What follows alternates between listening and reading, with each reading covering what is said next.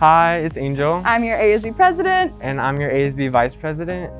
It's brought to our attention that some of our students are participating in the Devious Slicks trend, which as a senior at MHS, it makes me super sad to see how you guys are destroying our school property. Certain individuals do this for the likes and the views, which they think is cool, but it really isn't.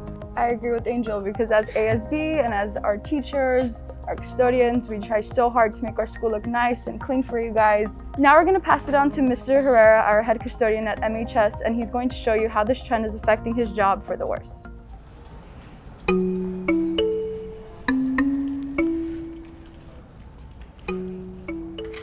Hello MHS kids and staff, my name is Pete, plant supervisor here at Montebello High School.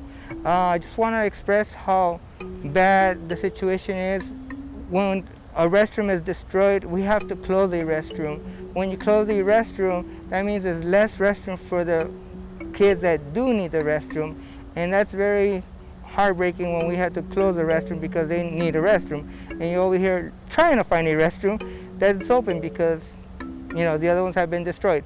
You can see over here that we have 3 urinals that the kids have damaged by throwing apples in there, trash, and it gets some clogged. So now we only have 4 urinals instead of having X amount of urinals. Partitions get graffitied. Toilet seat was broken yesterday and was taken. That's just another thing that we have to replace. Who wants to use a toilet without a seat? So this one should be closed completely. This broke yesterday and I had to bend it back. So these are the kind of things that we get on a daily basis that we shouldn't be having these kind of issues here at Montebello High School. We're better than that. We have to constantly be providing dispensers, soap dispensers, any kind of dispenser, clocks, anything that the kids have been taking off the walls that hasn't been bolted down, and even bolted down has been an issue. We're gonna try to do our best to keep this from happening, but also we need you guys' help and support. So if you see something, say something. We're not saying to go and tell any other kid to stop doing any kind of vandalism to our site, but still, you could report it and say, hey, I seen so-and-so doing this, and this is gonna help us help you guys keep restrooms open.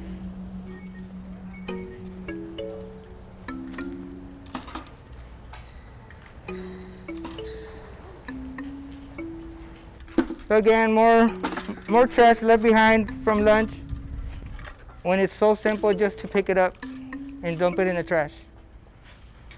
So you can see this is Senior Park. You can see how much trash is left behind, and this is not the true story of how it looks after lunch.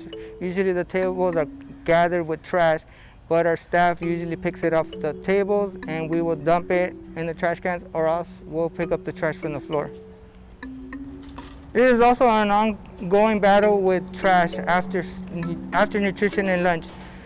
Every day, please pick up your trash. It's only me and one other lady in the morning, which is the name is Tina, and usually we have a guy named Rick that comes in and helps us out after midday. But also, again, we could be doing other stuff, more cleanliness to your restrooms, more cleanliness to the campus, replacing broken desks in the classroom, or anything like that you guys might need. More hand sanitizers, more anything that you might need, desk buddies, or paper towels in any of these classrooms, So again, look, the Senior Park is pretty trashed out on the floor. Please pick up your trash. That helps us and it keeps your campus looking beautiful. We want our campus to look beautiful because we are Montebello High School. We are the best in our district, so we want to be the best. So this gentleman right here, his name is Rick. He's one of our custodians here at Montebello High School. He's the one that does a lot of the repairs during the day for hand sanitizers, also the soap dispensers that they've been taking off the walls on a daily basis. We're out of dispensers, so if we don't have any on the wall, that means because we're running behind. We're so short of getting these supplies. A lot of times, it's not even the district that doesn't have them. It's that there's a demand, and once that demand happens, there is no more. So we have to wait. So that means now you guys aren't going to be able to wash your hands with soap. And we're trying to figure out a system that we could keep them on the wall, you know what I'm saying?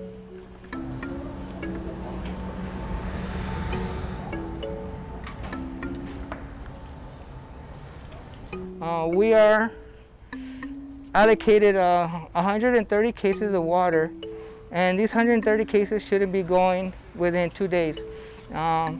Kids are taking by the case, and they shouldn't be taking it by the case. You should be getting one or two to help you hydrate yourself and not to be selfish and just take whatever you want. And so in 2 days we lost all these cases of water. So we have water jugs to provide your thirst, to quench your thirst.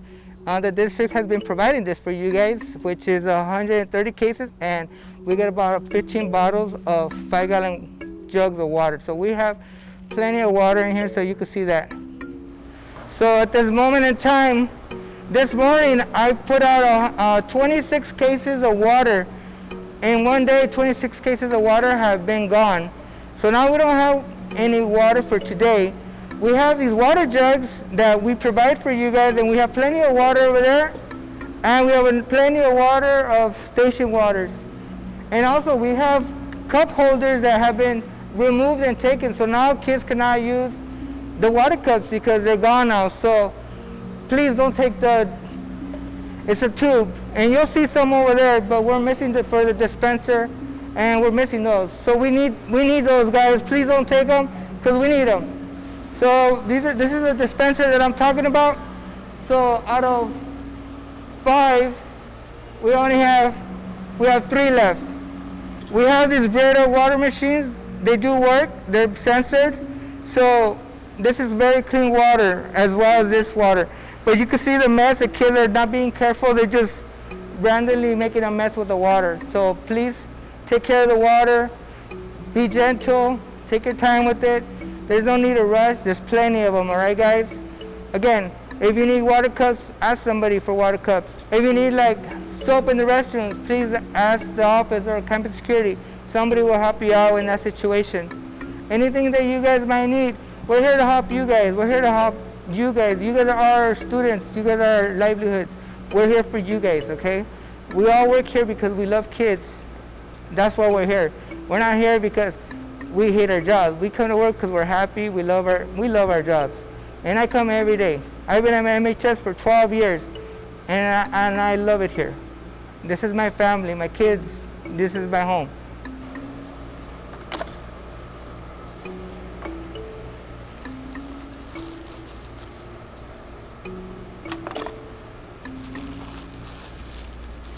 Oh, that one already has some.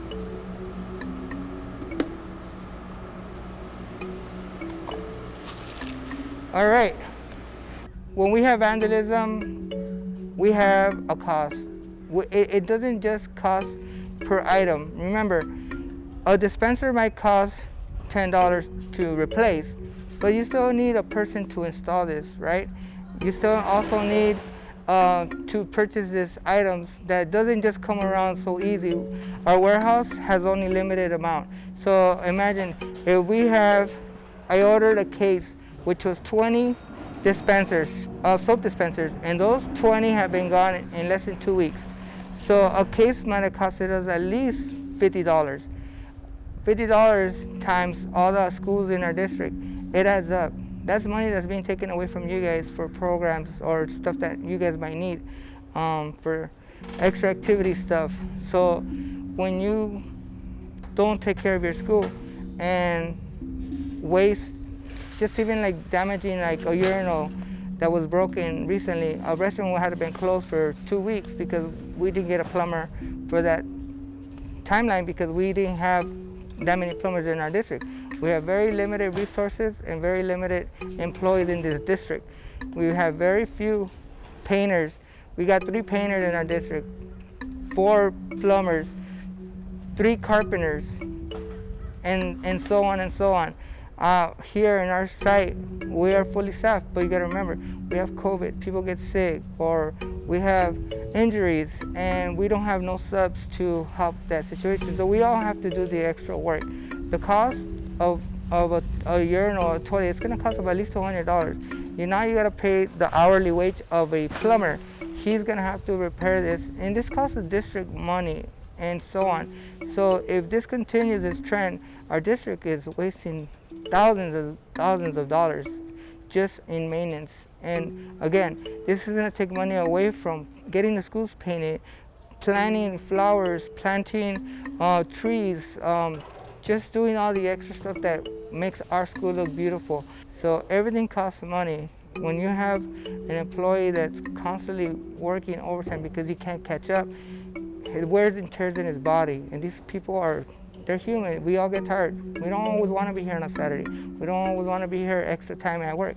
We do need your help. We need your help. And that's just plain and simple. Take pride in your school. Take pride in your home. You're here most of the days, most of the time.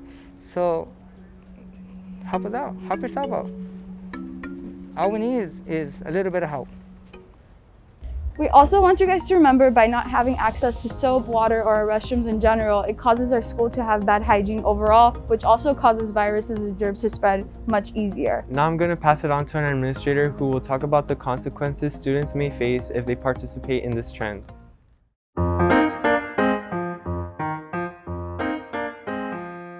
Good morning, Orange. I'm Mr. Garcia, Assistant Principal, along with Ms. Guzman, who is my counterpart here in Office A6. We're going to talk a little bit about what could happen if you vandalize our school or do a property destruction. Number one, first and foremost, let's take care of our school. This is your home, my home, and we want to make sure we keep our home clean. That's number one. Number two, if something does occur, we would have to definitely contact parents. That's the first thing that we would have to do. We would then look at the damage that had maybe occurred on our campus, which could mean multiple things, levels of discipline. Let's go into that. Once we have some type of repercussion, one, we're going to contact your parent. Two, there could be a possible letter home. Three, we'll have a parent conference. From there, four, we're going to analyze the damage, which there could be restitution, meaning you and or your parent will have to pay for it.